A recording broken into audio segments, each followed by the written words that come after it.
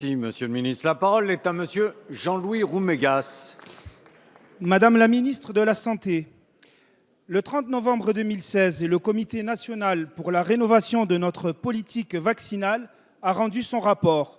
Cette consultation devait répondre au scepticisme croissant des Français, tant il est vrai que la France, berceau de la vaccination avec Pasteur, est devenue le pays le plus méfiant d'Europe.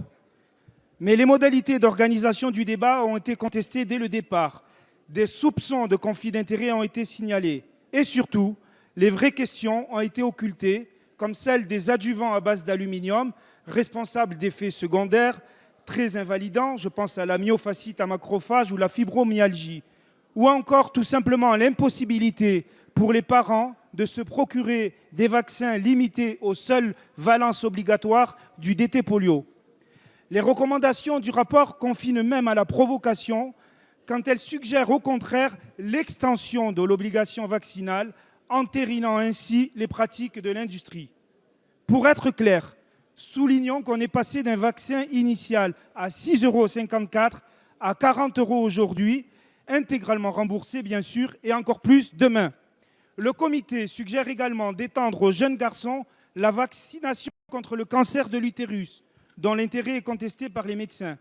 Ainsi, ce rapport n'a absolument pas tari les inquiétudes des populations, en particulier des parents de jeunes enfants. Les seuls à se frotter les mains sont les laboratoires pharmaceutiques. Alors bien sûr, la vaccination a rendu des services inestimables et nous en aurons besoin encore. Mais ce n'est pas en multipliant les obligations sans répondre aux questions légitimes des parents que l'on rétablira le consensus. Madame la ministre, vous devez arbitrer aujourd'hui. Je ne peux imaginer que vous laisserez le dernier mot au laboratoire. Merci. La parole est à madame Marisol Touraine, ministre des Affaires sociales et de la Santé. Merci, Monsieur le Président, Mesdames, Messieurs les députés. Monsieur le député Jean-Louis Roumégas, la vaccination est un enjeu majeur de santé publique. Et nous le voyons actuellement avec l'épidémie de grippe. Se vacciner, c'est se protéger et c'est aussi protéger les autres.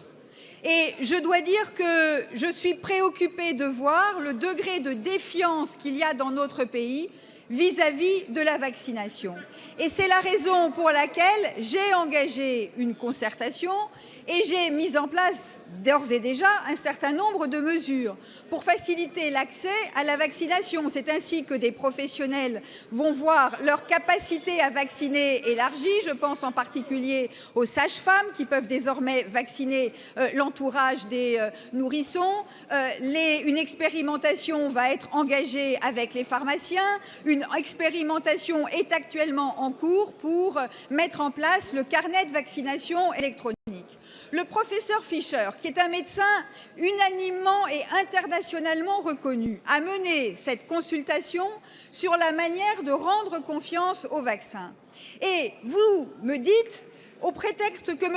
Fischer propose avec l'ensemble de son comité, pas tout seul, avec l'ensemble de son comité, d'étendre la vaccination obligatoire à d'autres vaccins, vous dites qu'il fait le jeu des laboratoires. Mais à ce titre-là, monsieur le député, dès qu'on préconiserait un médicament pour soigner une maladie, on ferait le jeu des laboratoires. Donc regardons les choses avec un peu de sérénité et un peu d'assurance. Je ne sais pas ce que seront les décisions encore qui pourront être prises, puisque les propositions de monsieur Fischer doivent être examinées juridiquement et en tout état de cause, elles devraient être examinées par le Parlement pour pouvoir être adoptées. Mais de grâce, si j'ose dire, soyons lucides et soyons sages, n'affolons pas les populations et rappelons sans arrêt que la vaccination est un enjeu majeur de santé publique. Merci.